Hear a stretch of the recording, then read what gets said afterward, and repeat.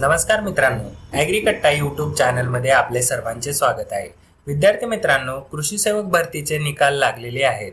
बरेच विद्यार्थी आहेत ज्यांना असे वाटत आहे की माझे मार्क्स वाढले असते, परंतु IBPSने जे मार्क्स दिलेले आहेत ते मार्क्स कमी आहेत.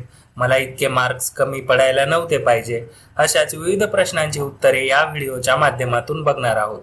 त्यासाठी आपल्याला IBPSच्या साईटला व्हिजिट करायचे आहे. IBPS.in या साईटला व्हिजिट केल्यानंतर आपल्यासमोर FAQs हा सेक्शन एकदम शेवटला दिसणार आहे. यावर आपल्याला क्लिक करून घ्यायचे आहे. त्यानंतर आपल्यासमोर फ्रिक्वेंटली आस्क्ड क्वेश्चन्स अशा प्रकारचे पेज ओपन होणार आहे. यामध्ये संपूर्ण माहिती दिलेली आहे.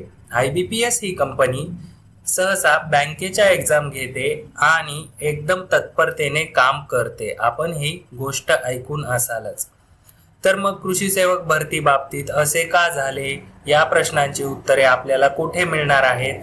चला मग बघूया. जेव्हा आपण IBPSच्या साईटवर येतो, या FAQ सेक्शनमध्ये आल्यानंतर आपल्याला रजिस्ट्रेशन बद्दल, correction of data entered in application form अशा विविध टॅब दिसणार आहेत. परंतु आपल्याला कशाबद्दल आहे ऑब्जेक्शन? तर आपल्याला ऑब्जेक्शन आहे प्रोव्हिजनल अलॉटमेंट फायनल रिझल्ट बद्दल. तर यावर आपल्याला क्लिक करून घ्यायचे आहे. ही वेबसाईट पूर्ण इंग्लिशमध्ये आहे, परंतु याचा आपण हे जे पूर्ण डाटा दिलेला आहे ते तुम्हाला मराठीमध्ये ट्रान्सलेट केलेला सुद्धा दाखवणार आहे. यामध्ये फॉरगॉट पासवर्ड ही आपली क्वेरी नाहीये, इंटरव्ह्यू मार्क्स नाही, इनव्हॅलिड लॉग इन पण नाहीये. मग आपला प्रश्न काय आहे? नॉट सॅटिस्फाईड विथ मार्क्स हा आहे का?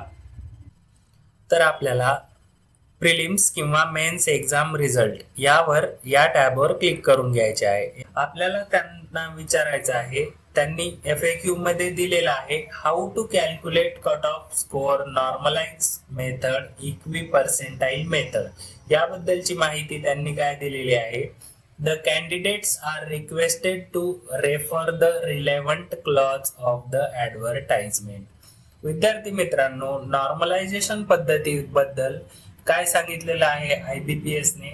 IBPSने या प्रश्नाचं उत्तर दिलेलं आहे की जे नॉर्मलायझेशन आहे त्याबद्दलची माहिती तुमची जी ॲडव्हर्टाईज काढणारं डिपार्टमेंट आहे त्यांनी जी ॲडव्हर्टाईज काढलेली आहे त्यामधील तुम्ही क्लॉज वाचून घ्यायचा आहे, अशी माहिती त्यांनी दिलेली आहे. आणि विद्यार्थी मित्रांनो, आपला महत्त्वाचा प्रश्न म्हणजे आपल्याला कुठे आहे त्या प्रश्नाचं उत्तर?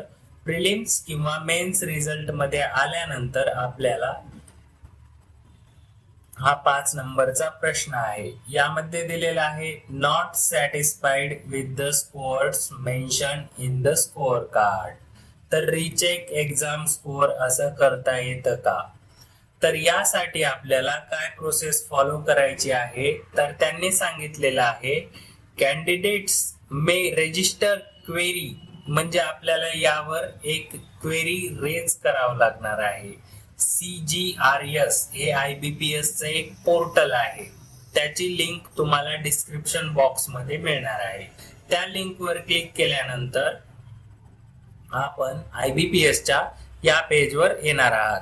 CGRS.ibps.in या पेजवर आल्यानंतर आपल्याला हेल्प टॉपिक यावर क्लिक करून आपल्याला government of Maharashtra department of agriculture याच्यावर क्लिक करून घ्यायचे आहे. त्यानंतर मित्रांनो, आपलं संपूर्ण नाव टाकून घ्यायचं आहे. त्यानंतर ईमेल ॲड्रेस टाकायचा आहे, मोबाईल नंबर टाकायचा आहे आणि त्यानंतर रजिस्ट्रेशन इन्फॉर्मेशन. आपण जो फॉर्म भरलेला होता, ॲप्लिकेशन फॉर्मची प्रिंटआउट किंवा PDF असेल त्यावरील रजिस्ट्रेशन नंबर या ठिकाणी करेक्ट टाकून घ्यायचा आहे. त्यानंतर आपली कंप्लेंट कशा संदर्भात आहे तर त्याचे समराईज फॉर्ममध्ये आपल्याला इश्यू टाकायचा आहे. तर माझे असे मार्क्स वाढायला हवे होते किंवा नाही हे संपूर्ण आपल्याला इंग्लिशमध्ये भरून घ्यायचं आहे. या ठिकाणी समरीमध्ये आपला काय प्रॉब्लेम आहे की त्यांना सांगायचा आहे आणि तो शॉर्ट मध्ये सांगायचा आहे. आणि त्यानंतर आपल्याला पूर्ण डिस्क्राईब करून सांगायचं आहे की माझे मार्क्स असे वाढायला पाहिजे होते किंवा काय काय झालं आहे, नॉर्मलायझेशनची प्रक्रिया कशी राबवण्यात आली याबद्दलची तुम्ही विचारणा या रिएड्रेसल सिस्टममध्ये करू शकता. या ठिकाणी आपण काही फाईलही अटॅच करू शकता की त्यांनी आपल्याला काही प्रूफ वगैरे दाखवायचा असेल तर आपण यामध्ये एक रजिस्टर कंप्लेंट करू शकतो. त्यानंतर आपण सर्व माहिती भरल्यानंतर कॅप्चा फिल करून आपण ही कंप्लेंट रेज करू शकतो. कंप्लेंट रेज केल्यानंतर मित्रांनो आपण या कंप्लेंटचं स्टेटसही ट्रॅक करू शकतो. संपूर्ण माहिती जवळपास 1 ते 2 दिवसामध्ये आपल्याला IBPS कंपनी रिप्लाय देत असते. जर आपल्याला काही अडचण येत असेल हा फॉर्म भरताना किंवा कुठलीही अडचण असेल तर आपण कमेंट करून विचारू शकता. तुम्हाला या कंप्लेंटचं उत्तर लवकरात लवकर देण्याचा प्रयत्न IBPS करत असते. मार्क्स वाढण्याचे किंवा कमी होण्याचे चान्स IBPSचे जी पारदर्शकता आहे त्यानुसार खूप कमी आहे. त्यामुळे आपल्याला जर कंप्लेंट करायची असेल तर आपण अशा पद्धतीने करू शकता. आणि तुम्हाला जी FAQची PDF आहे ती तुम्ही या ठिकाणी बघू शकता.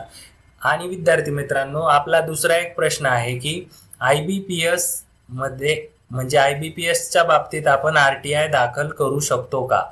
तर त्याचं उत्तर त्यांनी दिलेलं आहे. FAQ सेक्शन आहेत ना, हे FAQ सेक्शन यामध्येच त्यांनी दिलेलं आहे.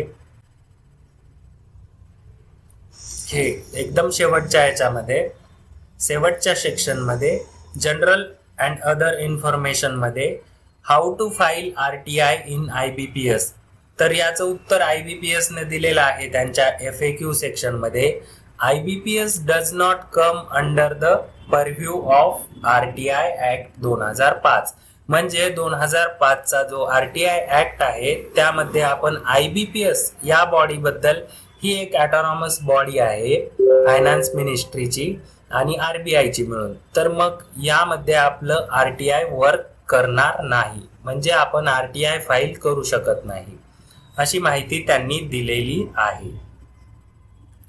जर रिझल्ट बद्दल काही क्वेरी असेल तर ती तुम्ही ज्या ऑर्गनायझेशनने फॉर्म काढले होते त्या ऑर्गनायझेशनला विचारायला पाहिजे, अशी माहिती त्यांनी दिलेली आहे.